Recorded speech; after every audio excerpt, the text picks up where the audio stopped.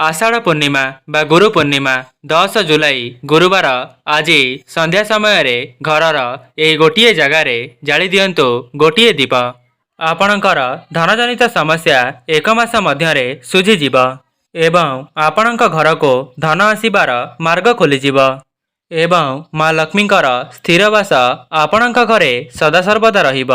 जदि आपण मानक निकटरे आषाढ़ पूर्णिमा बा गुरु पूर्णिमार संध्या पूर्वर यह भिडटी पहुँची सारी तेबे एहाको अणदेखा करंतु नहीं। घरर यही जगार दीपटी को प्रज्वलन करने द्वारा आपणक जीवन में जहाँ भी किसी धनजनित समस्या लगी रही चाकरी क्षेत्र में उन्नति करिपारुनाहांती तेबे आपणकर समस्त बाधाविघ्न दूर होइजिब एवं आपणक जीवन में धन आसबार मार्ग खोलीजिब। नमस्कार दर्शक बंधु, आज क्षुद्र भिडियो आपण मानक स्वागत। दर्शक बंधु, आपण माने जानिछंती प्रत्येक पूर्णिमार किछि ना किछि महत्व रही थाए। जेहेतु एथर पूर्णिमाटी गुरुवार दिन पड़िबा पई जाउछि तेबे आपण माने माँ लक्ष्मी को प्रसन्न कराइबा पई निज घरर एही गोटिए जगार दीपटीए निश्चय लगांतु। सेथिपाई जेउ भी व्यक्ति आषाढ़ पूर्णिमा बा गुरु पूर्णिमा दिन निज घरर यही जगार दीपटीए प्रज्वलन करिवे तांका जीवनर धनजनित समस्या सबुदिन पई दूर होइजिब। दर्शक बंधु, आउ गोटे कथा, जो भी व्यक्ति प्रत्येक पूर्णिमा को पूर्णिमा घरर यही गोटे जगार दीपटी को प्रज्वलन करिथांती सेमानक परिवार उपरे लक्ष्मी नारायणकर विशेष आशीर्वाद वर्षा होइथाए। दर्शक बंधु, जदि आपण माने निज जीवन में बहुत सारा कर्म करिबा परे भी सफलता मिल पारु नाही तेबे आपण माने आषाढ़ पूर्णिमा दिन घरर यही गोटे जगार दीपटीए निश्चय लगाई करी देखंतु। जेहेतु यही उपायटी बहुत सरल अटे सेथिपाई आपण माने बहुत भल भावरे यही उपायटी को करि परिबे। एथिरे आपणकर टंकाटे मध्य खर्च हेबो नाही, किंतु जदि आपण माने ए उपायटी करि दियंती तेबे आपणक जीवनर समस्त धनजनित समस्या सबुदिन पई दूर होइजिब। दर्शक बंधु, प्रत्येक पूर्णिमार किछि न किछि महत्व रही। जेहेतु एथर पूर्णिमाटी गुरु पूर्णिमा पड़िबा सहित गुरुवार दिन पड़िबा पई जाउछि तेबे माँ लक्ष्मीकर आशीर्वाद पाइबा पई बहुत सुवर्ण सुजोग अटे। शास्त्र रे मध्य मान्यता अछि जे आषाढ़ पूर्णिमा को गुरु पूर्णिमा बोली कुहा जाई थाए। एही दिनटी समस्त कार्य पई अत्यंत शुभ दिन अटे। जदि आपण माने कौनसी कार्य को करिबा पई मनस्थ करिथिले किंतु आपण मानको कौनसी बाधाविघ्न पई सेही कार्यटी को करि पारु नथिले तेबे आषाढ़ पूर्णिमा बा गुरु पूर्णिमा परठारो सेही कार्यटी को करिबा द्वारा आपणको सेही कार्यरो अत्यंत शुभ फल मिली पारिबो। एवं जो माने चाकरी क्षेत्र में प्रयास करुथिले सेमानंको मध्य सुख समाचार मिलिबा पई जाउछि। सेथिपाई जो माने भी यही भिडियोटी को देखुचंती जेमिति आपण माने निज घरे यही दीपटी को जालिबा पई भूलिबे नाही। देखिबे सेही दीपटी को प्रज्वलन करिबा द्वारा आपणकर वर्ष वर्षर दुख जंत्रणा धनजनित समस्या संगे संगे दूर होइजिब। दर्शक बंधु, मु आपण मानको भिडियोर आगरे गोटिए गोटिए नियम बुझाई करी कहिबी। सेथिपाई आपण माने भिडियोटी को स्किप न करी शेष पर्यंत निश्चय देखंतु। जदि आपण माने अधारू यही भिडियोटी को छाड़ी देउछंती तेबे आपणक जीवन में बहुत सारा मूल्यवान कथा को हराई देबे। दर्शक बंधु, जदि आपण माने ए पर्यंत भिडियोटी को लाइक करी नाहंती भिडियोटी को लाइक करी कमेंट बॉक्स रे जय माँ लक्ष्मी जय जगन्नाथ अवश्य लिखि दियंतु एवं चैनलटी रे नुआ थिले चैनलटी को सब्सक्राइब करि दियंतु। दर्शक बंधु, जदि आपण मानक पाखरे आषाढ़ पूर्णिमार संध्या पूर्वर यही भिडियोटी पहुँची सारी तेबे बहु मात्रा रे शेयर करंतु, जहाद्वारा आपण माने मध्य अन्य मानकर साहाय्य करि परिबे एवं सेमाने मध्य यही उपायटी करिबा द्वारा तांका जीवन में धनजनित समस्यारो मुक्ति पाई परिबे, जहाद्वारा माँ लक्ष्मी आपणक उपरे प्रसन्न हेबे। दर्शक बंधु, आज जो उपायटी मु आपण मानक बताइबा पई जाउछि से उपायटी को करिबा द्वारा आपणकर बहुत सारा पैसा खर्च हेबो नाही, जहाँकि जदि आपण माने सेही दीपटी को लगाई देउछंती तेबे आपणक जीवनरो समस्त धनजनित समस्या सबुदिन पई दूर होइजिब। ଦେଖନ୍ତୁ, ଆପଣମାନେ ଧନକୁ ଅର୍ଜନ କରିବା ପାଇଁ ବହୁତ ସାରା ଉପାୟ କରୁଛନ୍ତି। ଯଦି ଆପଣମାନଙ୍କୁ ସେଥିରୁ କୌଣସି ଶୁଭ ଫଳ ମିଳିପାରୁନାହିଁ, ତେବେ ଆପଣମାନେ ପବିତ୍ର ଗୁରୁ ପୂର୍ଣ୍ଣିମା ବା ଆଷାଢ଼ ପୂର୍ଣ୍ଣିମା ଦିନ ଘରର ଏହି ଜାଗାରେ ଦୀପଟିଏ ଲଗାଇ କରି ଦେଖନ୍ତୁ। ଆପଣ ଏହି ଉପାୟଟି କରିବା ଦ୍ୱାରା ନିଜେ ହିଁ ଚମତ୍କାର ଦେଖିବା ପାଇଁ ପାଇବେ। ଯେମିତିକି ଆପଣମାନେ ଜାଣିଥିବେ, କର୍ମ ଦ୍ୱାରା ମଧ୍ୟ ଆପଣଙ୍କର ଭାଗ୍ୟ ବଦଳି ଯାଇଥାଏ।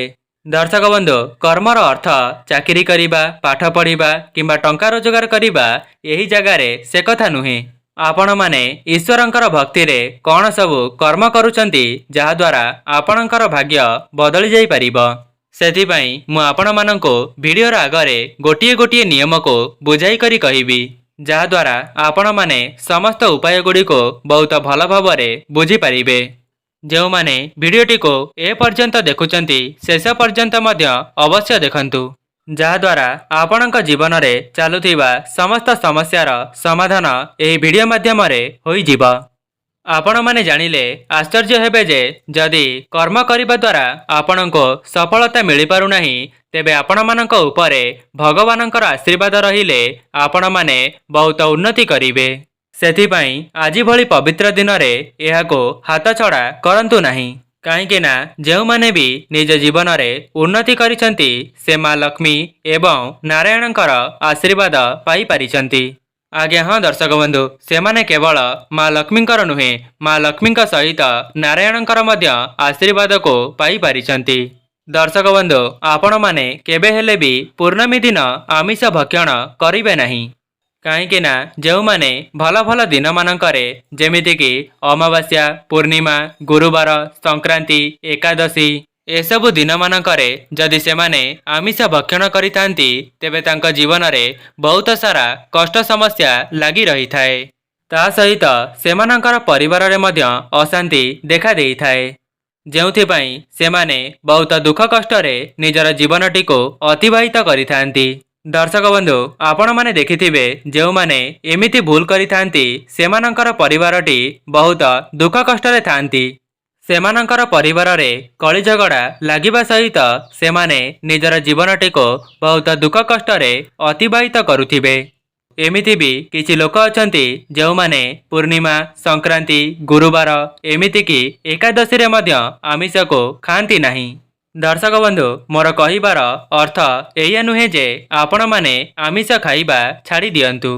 ଆପଣମାନେ ଏମିତି ଦିନମାନଙ୍କରେ ଆମିଷ ଖାଆନ୍ତୁ ନାହିଁ ଯେଉଁଦିନ ଆମିଷ ଖାଇବା ଦ୍ୱାରା ଆପଣଙ୍କର ହିଁ ଅମଙ୍ଗଳ ହେବ। ଦର୍ଶକ ବନ୍ଧୁ, ମୋର କାମ ହେଲା ଆପଣମାନଙ୍କୁ ସଚେତନ କରାଇବା ଏବଂ ସତର୍କ କରାଇବା। ଏବେ ଆପଣଙ୍କ ଉପରେ ନିର୍ଭର କରେ ଆପଣମାନେ କ'ଣ କରିବେ। ଦର୍ଶକ ବନ୍ଧୁ, ଏହା ତ ଥିଲା ପ୍ରଥମ କଥା। ଏବେ ଆସନ୍ତୁ ଜାଣିବା ଆଷାଢ଼ ପୂର୍ଣ୍ଣିମା ବା ଗୁରୁ ପୂର୍ଣ୍ଣିମା ଦିନ ଆପଣମାନେ ଏମିତି କ'ଣ କରିବା ଦ୍ୱାରା ଲକ୍ଷ୍ମୀ ନାରାୟଣଙ୍କର ବିଶେଷ ଆଶୀର୍ବାଦ ଆପଣଙ୍କ ଉପରେ ଏବଂ ଆପଣଙ୍କ ପରିବାର ଉପରେ ବନି ରହିବ। ଦର୍ଶକ ବନ୍ଧୁ, ଯଦି ଆପଣଙ୍କ ଠାକୁର ଘରେ ଲକ୍ଷ୍ମୀ ନାରାୟଣଙ୍କର ଏକା ସାଥିରେ ଫଟୋ ରହିଥିବ, ତେବେ ଆପଣମାନେ ପୂର୍ଣ୍ଣମୀ ଦିନ ମା ଲକ୍ଷ୍ମୀ ଏବଂ ନାରାୟଣଙ୍କର ବିଶେଷ ଭାବରେ ପୂଜାର୍ଚ୍ଚନା କରିବେ। କେବେ ହେଲେ ବି ନିଜର ଠାକୁର ଘରେ ମା ଲକ୍ଷ୍ମୀଙ୍କର ଏକୁଟିଆ ଫଟୋକୁ ପୂଜା କରିବେ ନାହିଁ। କାହିଁକି ନା ଯେଉଁ ବ୍ୟକ୍ତି ଲକ୍ଷ୍ମୀ ନାରାୟଣଙ୍କର ବିଶେଷ ଭାବରେ ପୂଜାର୍ଚ୍ଚନା କରିଥାଏ, ସେ ତା ଜୀବନରେ ବହୁମାତ୍ରାରେ ଉନ୍ନତି କରିଥାଏ। ତେବେ ଆପଣମାନେ ଯଦି ମା ଲକ୍ଷ୍ମୀଙ୍କୁ ନିଜ ଘରେ ସ୍ଥିର ଭାବରେ ବାସ କରାଇବା ପାଇଁ ଚାହୁଁଛନ୍ତି, ତେବେ ଲକ୍ଷ୍ମୀ ନାରାୟଣଙ୍କର ବିଶେଷ ଭାବରେ ପୂଜାର୍ଚ୍ଚନା କରନ୍ତୁ। ଆପଣମାନେ ଗୁରୁ ପୂର୍ଣ୍ଣିମା ଦିନ କ'ଣ କରିବେ ନା ଓସ୍ତ ଗଛର ପୂଜା କରିବେ। ଗୁରୁବାର, ସୋମବାର, ପୂର୍ଣ୍ଣିମା, ଅମାବାସ୍ୟାରେ ଓସ୍ତ ଗଛର ପୂଜା କରିବା ଦ୍ୱାରା ଆପଣଙ୍କୁ ସ୍ୱୟଂ ଈଶ୍ୱରଙ୍କର ଆଶୀର୍ବାଦ ପ୍ରାପ୍ତି ହୋଇଥାଏ। କାହିଁକି ନା ଆପଣମାନେ ଜାଣିଥିବେ, ଓସ୍ତ ଗଛଟି ଦେବବୃକ୍ଷ ସହିତ ସମାନ ହୋଇଥାଏ, ଯାହାକି ଆପଣମାନେ ଓସ୍ତ ଗଛର ପୂଜା କରିବା ଦ୍ୱାରା ଆପଣଙ୍କ ଘରକୁ ଧନର ଆଗମନ ହୋଇଥାଏ ଏବଂ ଆପଣଙ୍କ ଜୀବନରୁ ଧନଜନିତ ସମସ୍ୟା ସବୁଦିନ ପାଇଁ ଦୂର ହୋଇଯାଇଥାଏ। ଦର୍ଶକ ବନ୍ଧୁ, ଯେଉଁ ଉପାୟଟି ମୁଁ ଆପଣମାନଙ୍କୁ ବତାଉଛି, ଏହି ଉପାୟଟିକୁ ଆପଣମାନେ ଦିନରେ କରିପାରିବେ। ସେଥିପାଇଁ ଆପଣମାନେ ପୂର୍ଣ୍ଣମୀର ବ୍ରହ୍ମ ମୁହୂର୍ତ୍ତରୁ ନିଜର ଶଯ୍ୟାକୁ ତ୍ୟାଗ କରିବେ। ତାପରେ ଆପଣମାନେ ନିଜର ସ୍ନାନ ଆଦି କାର୍ଯ୍ୟକୁ ସମାପନ କରିବା ପରେ ତୁଳସୀ ଗଛର ପୂଜା କରିବେ। तुलसी गछर पूजा करिसारिबा परे ओस्त गछर मूलकु जिबे। दर्शक बंधु ओस्त गछर मूलकु जिबा पूर्वरु गोटिए तंबा ढाଳରେ हलदी एवं कंचा क्षीर को मिसाई ओस्त गछ मूलरे अर्पण करिवे। दर्शक बंधु आपण माने ओस्त गछ मूलरे जेतेबेले जल को अर्पण करुथिबे आपणक मनरे जहाँ भी किछि अधा अधूरा मनस्कामना अछि से सबु ओस्त गछ मूलरे कही निज घर को चली आसिबे। दर्शक बंधु जेहेतु पूर्णिमाटी माँ लक्ष्मींकर अत्यंत प्रियर दिन होइथाए एवं एथर पूर्णिमाटी गुरुवार दिन पड़िबा पई जाउछि आपण मानक पई एहा सुवर्ण सुजोग अटे। जदि आपण माने माँ लक्ष्मी को प्रसन्न कराई देबे तेबे आपणक परिवार उपरे लक्ष्मी नारायणकर विशेष आशीर्वाद बनी रहिबो। आज्ञा हाँ दर्शक बंधु आपण माने एही पूर्णिमा दिन जेकोसी भी उपाय करिवे आपणक उपरे लक्ष्मी नारायण प्रसन्न होइजिबे। दर्शक बंधु जदि आपण मानक घर पाखरे ओस्त गछ अछि किंबा आपणक घरे ओस्त गछ अछि एवं से ओस्त गछटी पुरुणा होइजिबा परे लोकमाने तार पूजार्चना करुचंती तेबे जे उपायटी मु आपण मानकु बताइली से ओस्त गछ मूलकु जाई करि परिबे जहाद्वारा आपणक जीवनर समस्त समस्या खूब कम समय मध्यरे दूर होइजिबा। दर्शक बंधु जे उपायटी मु आपण मानक आगरे कहि रखिली आपण माने चेष्टा करिवे दिन 8टा पूर्वरु एहाको करिबा पई जहाद्वारा आपणकर मनस्कामना खूब शीघ्र पूरण होइजिबा। दर्शक बंधु आउ गोटिए उपाय आपण माने गोटिए दीप को प्रस्तुत करिवे सेई दीपटी को आपण माने अटारे प्रस्तुत करिवे आपण माने सेई दीपटी को सोरिष तेल द्वारा प्रज्वलन करिवे। दर्शक बंधु दीपटी को प्रस्तुत करिबा समय रे गोटिए कथार ध्यान रखिबे जेपरी सेई दीपर 4टी सलिता रहुथिबो। आपण माने स्क्रीन उपरे जो दीपटी को देखुचंती आपण माने अटारे सेही परी दीप को प्रस्तुत करिबा पई चेष्टा करिवे। जो माने अटारे एही दीपटी को प्रस्तुत करि परिबे नहीं तेबे आपण माने बाजार रु मध्य एही परी दीपटी को आनी निज घरे प्रज्वलन करि परिबे। दर्शक बंधु सेही दीपटी को जालिबा समय रे अलैच पकाई जाली देबे। आपण माने सेही दीप को प्रज्वलन करिबा समय रे घियर किंबा सोरिष तेलर व्यवहार करि परिबे। आज संध्या समय रे ओस्त गछ मूलरे एही दीपटी को प्रज्वलन करिबे एवं आपण माने सेही दीपटी को प्रज्वलन करि सारिबा परे माँ लक्ष्मी को निवेदन करिवे जे माँ लक्ष्मी आम घरे आपण स्थिर भावरे वास करंतु एवं आम जीवनरो समस्त धनजनित समस्या को दूर करि दियंतु। माँ लक्ष्मी को यह जणाई देई आपणक घर को चली आसिबे। दर्शक बंधु आउ गोटिए उपाय जदि आपण माने माँ लक्ष्मी को प्रसन्न कराइबा पई चाहुचंती तेबे आपण माने पूर्णमी दिन निज घरे खीरी को प्रस्तुत करिवे एवं माँ लक्ष्मी निकटरे ताकु भोग करिवे कहीं ना माँ लक्ष्मी को खीरी बहुत पसंद होइथाए। ता सहित आपण माने आज भली गुरु पूर्णिमा दिन आपणक मुख्य द्वार रे दुई पार्श्वरे स्वस्तिक को अंकन करिवे एवं सेही स्वस्तिकटी को आपण माने हलदी द्वारा ही अंकन करिवे। दर्शक बंधु जदि आपण माने ऋण करजरे बुड़ी जाइछंती तेबे आपणक मुख्य द्वार रे गोटिए घियर दीप को प्रज्वलन करि परिबे जाकी जदि आपण माने स्वस्तिकटी को अंकन करि सारिबा परे सेही दीपटी को प्रज्वलन करिवे तेबे आपणक जीवन रे वर्ष वर्षर धनजनित समस्या मध्य खूब शीघ्र दूर होइजिबो। दर्शक बंधु आपण माने जदि आपणक घरे माँ लक्ष्मींकर स्थिर भावरे वास कराइबा पई चाहुचंती तेबे मोर पूर्व वीडियो रे निजर मुख्य द्वार रे करिबा पई दुईटी उपाय बताइछि।